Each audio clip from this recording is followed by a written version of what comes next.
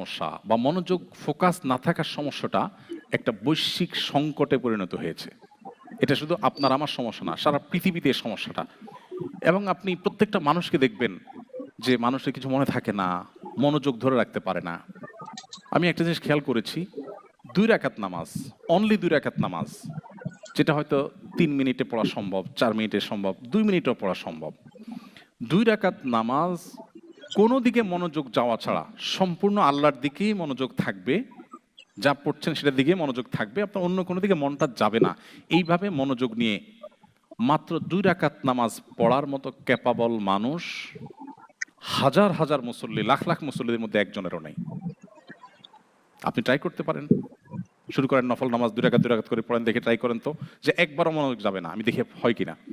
খুব ডিফিকাল্ট হয়ে গেছে। গবেষকরা বলছেন মানুষের ফোকাস ধরে রাখার যে ক্ষমতা সেটা খুব ভয়াবহ আকারে হ্রাস পেয়েছে।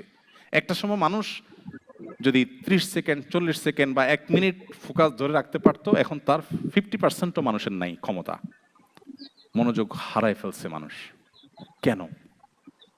গত 15-20 বছর আগেও এত ক্রাইসিস ছিল না, এখন যত ক্রাইসিস। তাহলে এই 15-20 বছরে কি এসেছে পৃথিবীতে যেটা আগে ছিল না? আমরা একটু চিন্তা করলে, ভাবলে দেখি, সেই জিনিসটা আর কিছু নয়, আমাদের স্মার্টফোন এবং সোশ্যাল মিডিয়ার ব্যবহার। এগুলো কিভাবে আমাদের ফোকাস এবং মনোযোগ, আমাদের স্মৃতিশক্তিকে নষ্ট করছে, এটা নিয়ে অনেক লম্বা আলাপ করতে হবে। আমি সেদিকে যাব না, আমি সংক্ষেপে শুধু একটু বলি।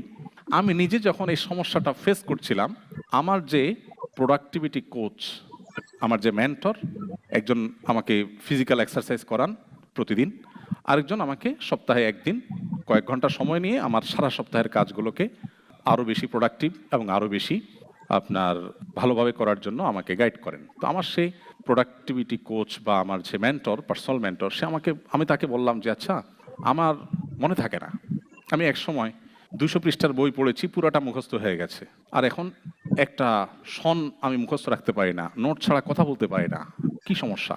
ডাক্তার দেখিয়েছি দেশে দেশের বাইরে, কোনো সমস্যা ধরা পড়ে না, ডাক্তাররা কিছু খুঁজে পায় না, বাট আমি ফিল করছি এই সমস্যা।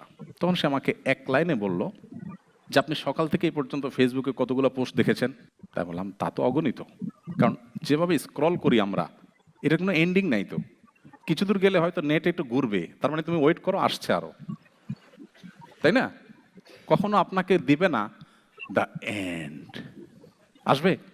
চিন্তা করেন, যে জিনিসটার কোনো এন্ড নাই, আপনি যেভাবে খুঁজছেন মনে হয় যে কি হারায় গেছে, তাই না?